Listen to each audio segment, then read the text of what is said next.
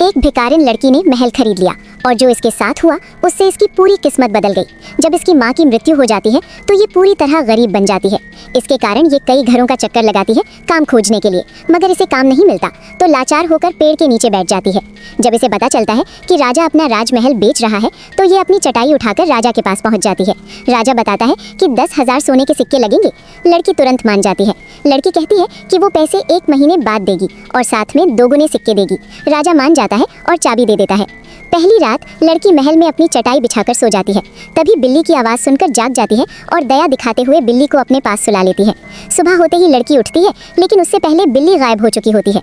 लड़की चाबी देखती है, खिड़कियाँ और दरवाजे देखती है, सब बंद होते हैं, मगर बिल्ली कहाँ गई ये समझ नहीं आता। अगली रात बिल्ली कुछ बोलने से पहले ही उसे एक हीरा दे देती है। लड़की हैरान होकर उसे उठाकर बाल्टी में रख देती है।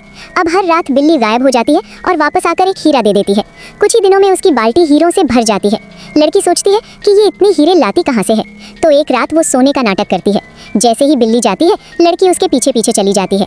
वो देखती है कि बिल्ली एक दूसरी दुनिया में जा रही है। वहाँ के पेड़ों पर सोना और चांदी लगे होते हैं और वही काली बिल्ली एक हैंडसम आदमी बन जाती है। लड़की ये देखकर हैरान हो जाती है और पेड़ों से हीरे और सोने की टहनियाँ तोड़कर वापस आ जाती है। जब बिल्ली वापस आती है तो लड़की उसे डांट कर पूछती है कि वो कौन है और हीरे और सोने की टहनियाँ दिखाती है। ये सब देखकर बिल्ली जोर से चिल्लाती है, जिससे आसपास के कांच टूट जाते हैं और वो अपने असली रूप में आ जाती है। वो बताती है कि उसे एक राक्षस ने श्राप दिया था और जैसे ही लड़की ने उसका राज जान लिया उसका श्राप टूट गया। बाद में वो सारे हीरे लड़की को दे देता है। लड़की राजा को सोने के सिक्के दे देती है और दोनों खुशी से रहने लगते हैं। क्या आपके घर बिल्ली है?